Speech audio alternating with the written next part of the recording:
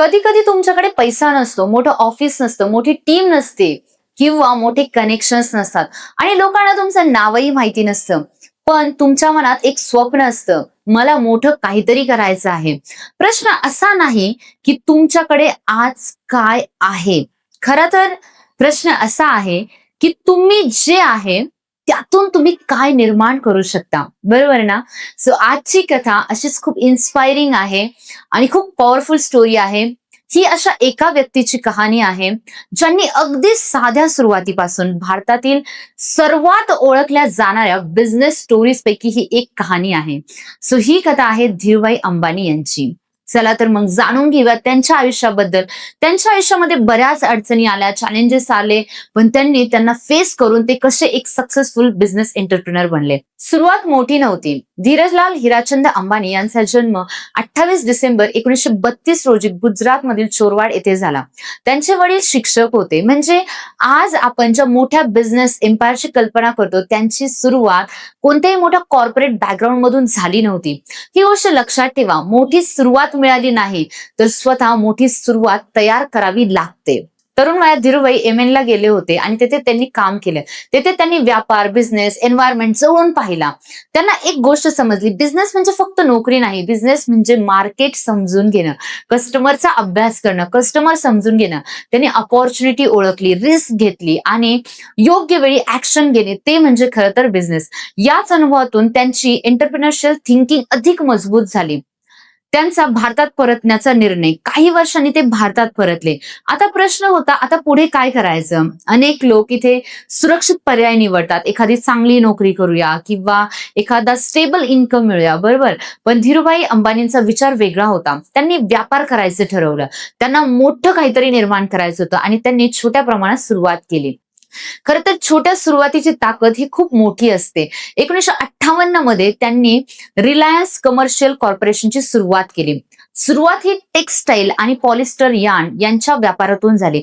आज जेव्हा आपण मोठ्या कंपन्यांकडे पाहतो तेव्हा आपल्याला त्यांच्या आजच्या आकाराचा विचार होतो की ही कंपनी किती मोठी आहे, राईट. पण प्रत्येक मोठ्या बिझनेसची सुरुवात एका छोट्या निर्णयाने झालेली असते. एक ग्राहक किंवा एक छोटासा प्रोडक्ट किंवा एक छोटासा सेल किंवा एखादं छोटंसं ऑफिस असेल, एखादी छोटीशी टीम असेल आणि मग एक विजन. या सगळ्याची सुरुवात त्यांची झाली. पण तुमचं विजन मोठं असणं खूप गरजेचं आहे. सो धीरूभाई अंबानींचं विजन हे त्यांचं विजन म्हणजे बिझनेस स्टोरी मधील एक महत्वाचा म्हणजे स्केल बद्दलचा महत्वाचा दृष्टिकोन होता. ते फक्त आज किती विकलं यावर थांबले नाहीत. ते विचार करत होते, हे मोठं कसं करता येईल, अजून या गोष्टीला स्केल कसं करता येईल. आज अनेक एंटरप्रिनर्सची समस्या आहे की ते विचारतात, मला पहिला क्लायंट कसा मिळेल. हा प्रश्न चुकीचा नाही, पण त्यासोबत दुसरा प्रश्नही हवा. पहिले 10 क्लायंट्स मिळाल्यावर सिस्टम कसं तयार करणार आणि 10 क्लायंट्स नंतर 100 क्लायंट कसे मिळणार, 100 नंतर 1000 क्लायंट कसे मिळणार. याला आपण म्हणतो बिझनेसला स्केल करणं. हा स्केलचा विचार खूप महत्वाचा आहे. एका छोट्या व्यवसायातून मोठं स्वप्न बघणं, जसं की धीरूभाईंच्या बिझनेस जर्नीमध्ये टेक्सटाईल ब्रँड विमल महत्वाचा टप्पा ठरला. विमलने टेक्सटाईल मार्केटमध्ये मजबूत ब्रँड आयडेंटिटी निर्माण केली आणि इथे एक मोठा बिझनेस लेसन आहे. प्रोडक्ट असणं पुरेसं नाही, ब्रँड निर्माण करावा लागतो. आजही तितकंच खरं आहे. तुम्ही कोच असाल किंवा ट्रेनर असाल किंवा कन्सल्टंट असाल किंवा एखाद्या वेलनेस एक्सपर्ट असाल, पण तुमच्याकडे फक्त नॉलेज असू शकतं, पण त्या नॉलेजवरती तुम्ही तुमचा ब्रँड कसा डेव्हलप करता, तुमच्या नॉलेजला तुम्ही ब्रँड मध्ये कसं कन्वर्ट करता, हा ट्रान्सफॉर्मेशन झाला पाहिजे आणि तो खूप महत्वाचा आहे. तर मार्केटमध्ये तुमची वेगळी ओळख निर्माण करता आली पाहिजे. बऱ्याच वेळा कस्टमरच्या मनात तुमची जागा बनवता आली पाहिजे. ब्रँड म्हणजे लोगो नाही किंवा ब्रँड म्हणजे फक्त इंस्टाग्रामचा लोगो नाही. ब्रँड म्हणजे लोक तुम्हाला कोणत्या गोष्टीसाठी आठवतात. से फॉर एक्झाम्पल, जर लोक म्हणाले वेट लॉस साठी त्यांच्याकडे जा, ते ब्रँड आहे, राईट. किंवा बिझनेस ऑटोमेशन साठी त्यांच्याकडे जा, लोक तुम्हाला रेफर करतात. याचा अर्थ काय, तो पर्टिक्युलर बिझनेस हा एक ब्रँड आहे आणि लोक तुम्हाला रेफर करतात. सो कम्युनिकेशन ट्रेनिंगसाठी त्यांच्याकडे जा, तो एक ब्रँड आहे. तुमचं नाव एखाद्या स्पेसिफिक रिझल्टशी जोडणं म्हणजे ब्रँडिंग. तुमच्यामध्ये खऱ्या अर्थाने रिस्क घेण्याची तयारी असली पाहिजे. बिझनेसमध्ये रिस्क असतो, पण रिस्क म्हणजे अंधपणे उडी मारणे नाही, तर रिस्क म्हणजे विचार करून अनसर्टिनिटीमध्ये डिसिजन घेणे. धीरूभाईंच्या जर्नीमध्ये एक्सपान्शन, मॅन्युफॅक्चरिंग आणि मोठ्या स्केलच्या प्रोजेक्ट्समध्ये मोठे निर्णय घेतले गेले. त्यांनी बिझनेसला ट्रेडिंग पासून ते मॅन्युफॅक्चरिंग पर्यंत पुढे मोठ्या इंडस्ट्रियल ऑपरेशन्स कडे घेऊन गेले. हा प्रवास एका गोष्टीची आठवण करून देतो, जर तुम्हाला मोठा रिझल्ट हवा असेल तर मोठ्या प्रॉब्लेम सोडवण्याची तुमची तयारी ठेवावी लागते. बऱ्याच वेळा एंटरप्रेनर्सला वेगवेगळ्या प्रॉब्लेमचा सामना करावा लागतो. एंटरप्रेनर्स आणि प्रॉब्लेम यातला संबंध कसा, तर आज तुमचा बिझनेस छोटा आहे तर स्वतःला विचारू नका माझा कॉम्पिटिटर माझ्यापेक्षा मोठा का आहे.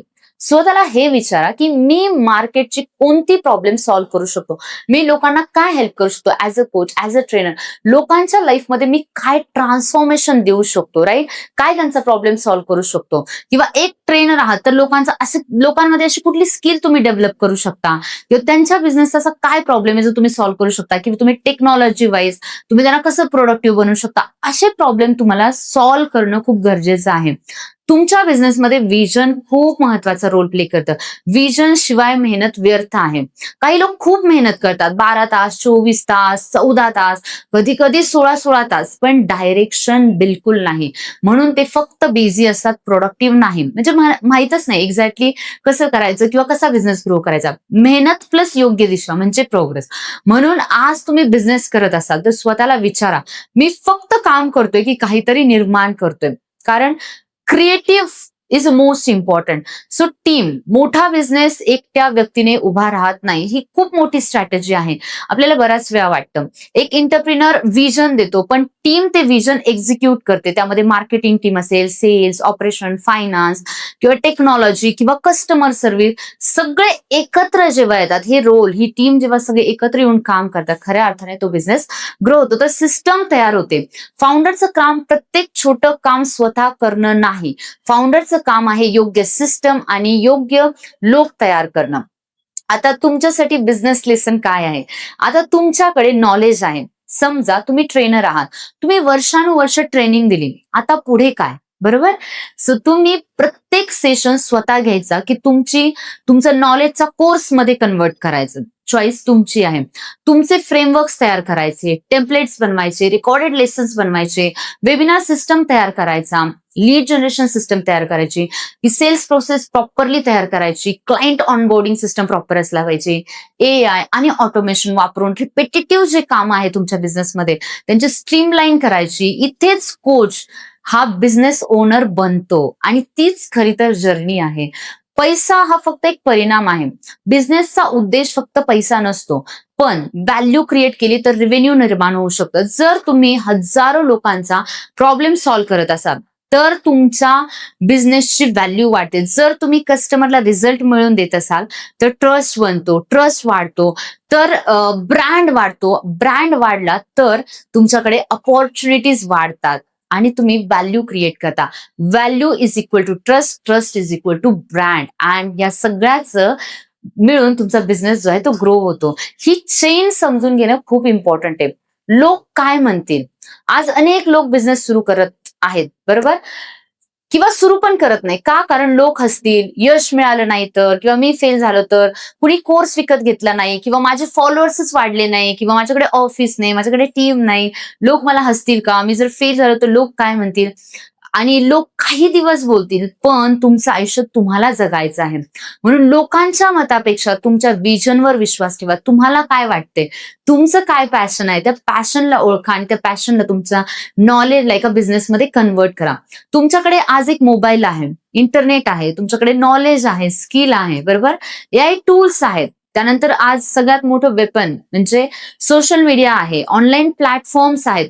मग प्रश्न काय आहे, मी अजून सुरुवात का केलेली नाही. सगळं तर आहे पण मी तर सुरुवातच केली नाही. परफेक्ट लोगोची वाट पाहताय किंवा परफेक्ट वेबसाईट नाहीये, परफेक्ट ऑफिस नाही, कॅमेरा नाही किंवा प्रॉपर टीम नाहीये किंवा तुम्हाला इंग्लिश बोलता येत नाही किंवा तुमच्याकडे टाइमच नाहीये किंवा मी चांगलाच दिसत नाही किंवा तो परफेक्ट टाइम कधी येतच नाहीये, राईट? हे सगळ्या गोष्टींचा तुम्ही विचार करताय. पण मित्रांनो, स्टार्ट करा, शिका आणि इम्प्रूव्ह करा. स्टार्ट खूप इम्पॉर्टंट आहे. जोपर्यंत आपण स्टार्ट करणार नाही तोपर्यंत आपण ग्रो करणार नाही. धीरूभाई अंबानींची स्टोरी आपल्याला एक गोष्ट शिकवते. तुमची सुरुवात तुमची ओळख ठरवत नाही. तुमच्याकडे आज किती आहे यापेक्षा तुम्हाला उद्या काय निर्माण करायचंय हे महत्वाचं आहे. छोट्या सुरुवातीची कधी लाज बाळगू नका.